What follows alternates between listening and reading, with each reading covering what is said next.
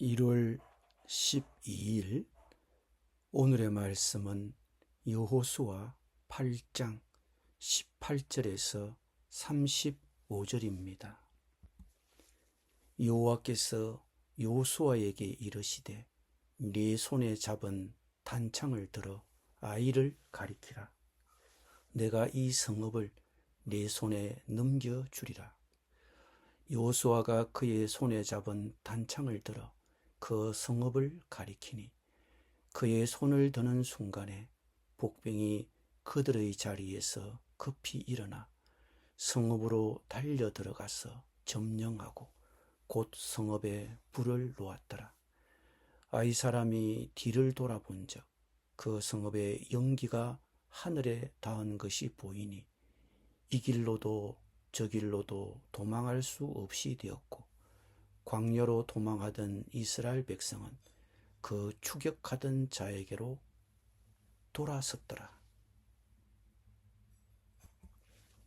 여호수아와 온 이스라엘이 그 복병이 성읍을 점령함과 성읍의 연기가 오름을 보고 다시 돌이켜 아이 사람들을 쳐 죽이고 복병도 성읍에서 나와 그들을 치매 그들이 이스라엘 중간에 던지라. 어떤 사람들은 이쪽에서 어떤 사람들은 저쪽에서 쳐 죽였어 한 사람도 남거나 도망하지 못하게 하였고 아이 왕을 사로잡아 여호수아 앞으로 끌어왔더라.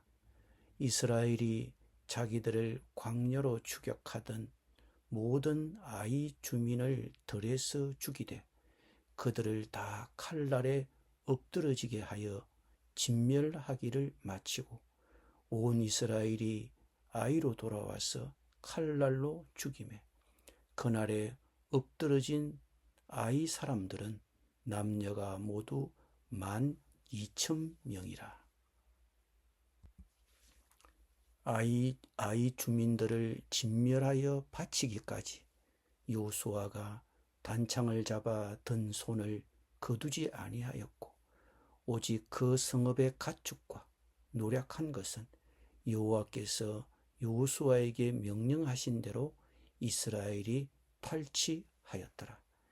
이에 여호수아가 아이를 불살라 그것으로 영원한 무더기를 만들었더니 오늘까지 황폐하였으며 그가 또 아이 왕을 저녁 때까지 나무에 달았다가 해질 때에 명령하여 그의 시체를 나무에서 내려 그 성문 어귀에 던지고 그 위에 돌로 큰 무더기를 쌓았더니 그것이 오늘까지 있더라. 그 때에 여호수아가 이스라엘의 하나님 여호와를 위하여 에발산에 한 제단을 쌓았으니 이는 여호와의 종 모세가 이스라엘 자손에게 명령한 것과 모세의 율법책에 기록된 대로 새 연장으로 다듬지 아니한 새 돌로 만든 제단이라. 우리가 여호와께 번제물과 화목제물을 그 위에 드렸으며 여호수아가 거기서 모세가 기록한 율법을 이스라엘 자손의 목전에서 그 돌에 기록하매 온 이스라엘과 그 장로들과 관리들과 재판장들과 본토인뿐 아니라 이방인까지 여호와의 언약 궤를 맨 레위 사람 제사장들 앞에서 궤의 좌우에 서되 절반은 그리심 산 앞에 절반은 에발산 앞에 섰으니 이는 전에 여호와의 종 모세가 이스라엘 백성에게 축복하라고 명령한 대로 함이라. 그 후에 여호수아가 율법책에 기록된 모든 것대로 축복과 저주하는 율법의 모든 말씀을 낭독하였으니 모세가 명령한 것은 여호수아가 이스라엘 온 회중과 여자들과 아이와 그들 중에 동행하는 거류민들 앞에서 낭독하지 아니한 말이 하나도 없었더라. 아멘.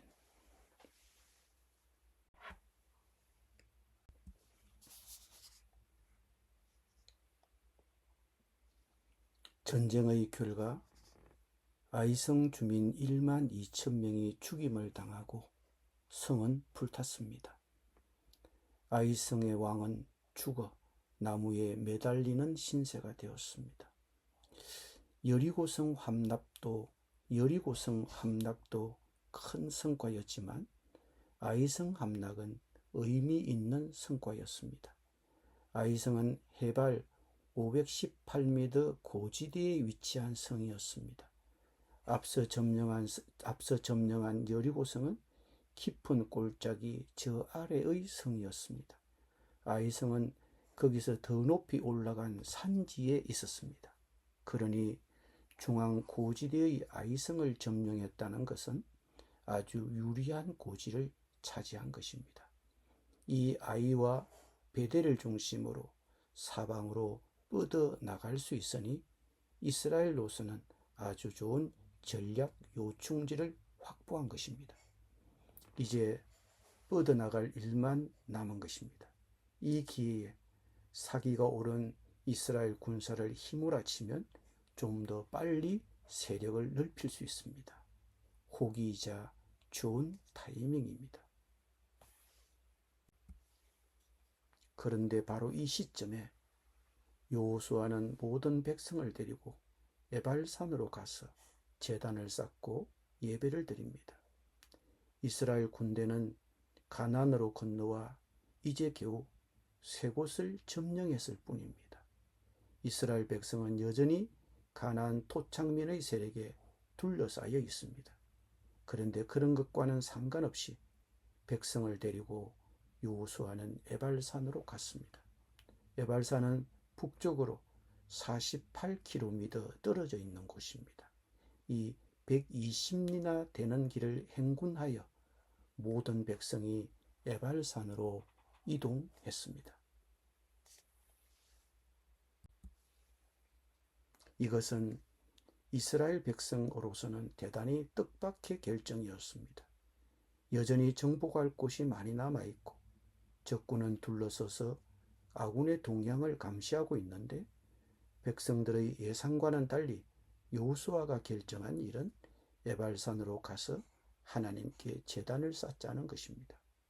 전쟁을 멈추고 다른 모든 것은 제쳐둔 채 이스라엘 온 민족이 에발산에서 제단을 쌓고 하나님께 예배를 드리고 있습니다.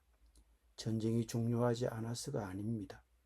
한시가 바쁘긴 하지만 여호수아는 두 번의 전쟁을 치르면서 가슴 깊이 깨달은 것이 있습니다. 성공과 패배가 하나님의 말씀 순종에 달려 있다는 것입니다. 아이성 전투에서 빼지르게 그가 느낀 것이 그것입니다. 그리고 바로 그 점에 그는 모세의 가르침을 상기했을 것입니다. 신명기 27장에서 모세는 이스라엘 자손에게 명령했었습니다. 약속의 땅에 들어갔을 때 이스라엘 백성은 에발산과 그리심산으로 6지파씩 분산하여 하나님과의 언약을 지킬 때 받을 복과 어길 때 받을 저주를 큰 소리로 낭독하도록 명령받았습니다. 그래서 특별히 계획한 것이 하나님과의 언약 갱신 의식입니다. 그 언약 갱신 의식의 장면이 30절, 31절입니다. 먼저 새 연장으로 다듬지 아니한 자연석으로 제단을 쌓고 그 제단에서 번제와 화목제를 드렸습니다. 번제는 속죄의 의미가 있습니다. 또 하나님께 자신을 태워 자기를 전부 드린다는 뜻도 있습니다. 그리고 화목제는 속죄의 의미도 있고 또 하나님의 은혜로 제사함을 받고 하나님과 아무 막힌 것이 없이 화목한다는 뜻도 있습니다. 그러니 번제와 화목제는 하나님 저희의 죄를 사하여 주소서. 이제 저희는 하나님의 은혜로 제사함을 받고 하나님과 화목하게 되었습니다. 하나님께 저희 자신을 드립니다. 라는 뜻을 담고 있는 것입니다. 제단을 쌓고 예배를 드린 후에 여호수아는 모세가 쓴 율법을 돌에 새겼습니다.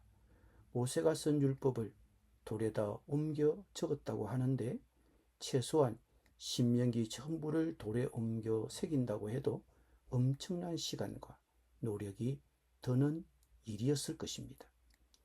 대부분 중요한 것은 기록하여 둡니다. 또 기록하면 기억에 오래 남습니다. 물론 요즘 우리처럼 개인적으로 성경을 갖고 있지 않았던 이스라엘 백성들에게 중요한 것은 그 말씀을 기억하고 지키는 것이었습니다.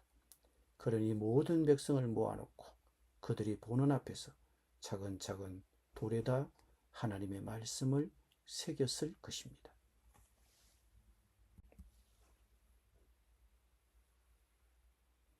이스라엘 모든 백성들은 좌우로 나누어져 절반은 그리심산을 등지고 서고 절반은 에발산을 등지고 섰습니다. 그리고 여호수아는 축복과 저주의 말을 일일이 낭독하였습니다. 율법책에 기록된 축복과 저주의 말을 일일이 낭독했습니다.